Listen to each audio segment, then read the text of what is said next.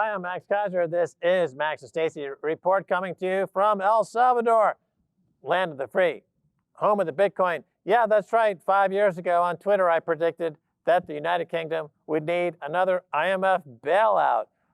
Boy, was I right. STACY.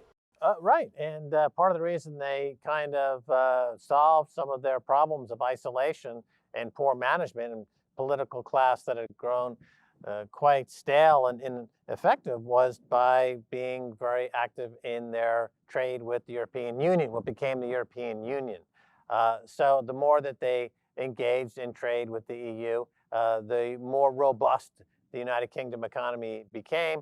And they were also able to keep the British pound, which was quite a neat trick, which gave them another cute little way to maneuver some GDP growth. But since leaving the EU now, they don't have that buffer anymore. So they're on their own, and the inflation is raging, and there's very little the central bank can do, the Bank of England.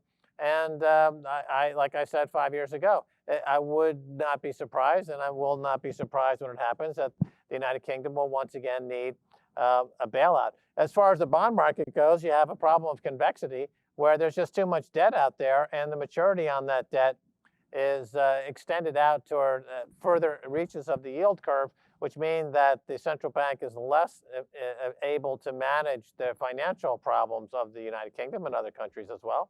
So I think it'll be a lot worse this time than in 1976.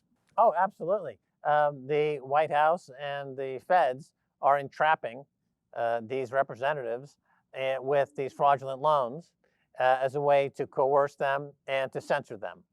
So they're no longer ability to represent the constituents who voted for them have been neutered.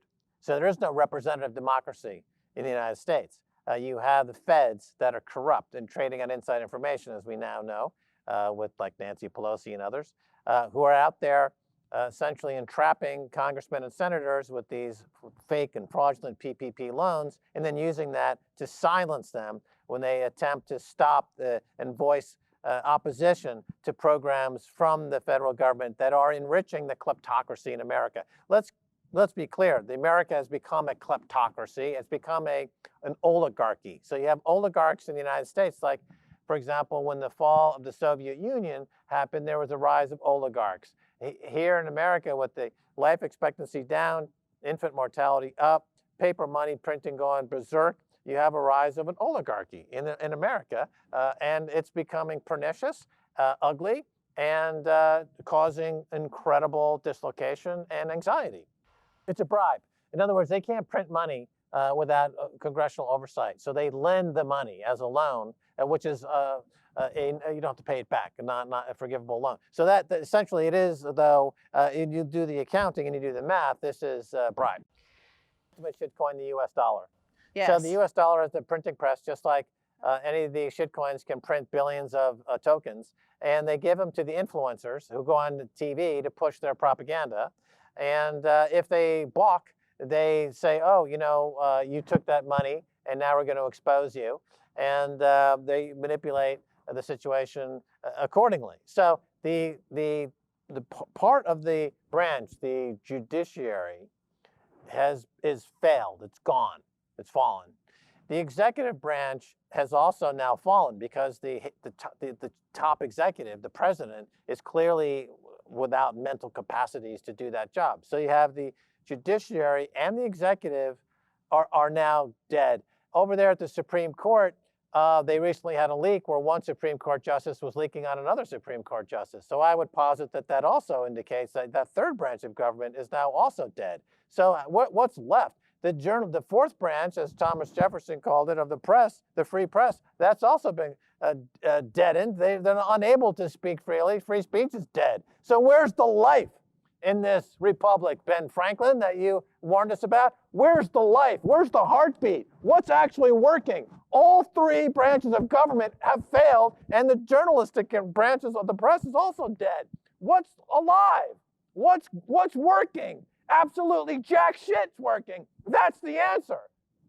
Deglobalization seems to be intensifying, and de-dollarization as well. Where do we go from here? So, Lawrence, hundreds of billions of dollars of student debts were just written off. Well, of course, it was just transferred to the taxpayer. I mean, this is essentially moral hazard gone berserk, right? Because why would anyone assume that they would ever have to pay their debts off ever again? Let's look at, you mentioned quantitative easing there. And the big picture is that you've got central banks that have been quantitatively easing for an extended period of time. As you point out, now they're tightening, the quantitative tightening. It's kind of a sudden shock to the system. But in fact, we're at a point where it's going to become clear, Lawrence, I'm curious what you think about this, that there is no real way to get inflation rate, as you're talking about there, back to 2.6%, as is indicated by the 5-year swap market, without quantitative easing kicking in a big way and crashing the economy. That's the only way you can get inflation down. But I have a feeling what you're suggesting is that that's really not going to happen. There's no political will for it. And we're going to have a return to a massive money printing. Lawrence, what do you think?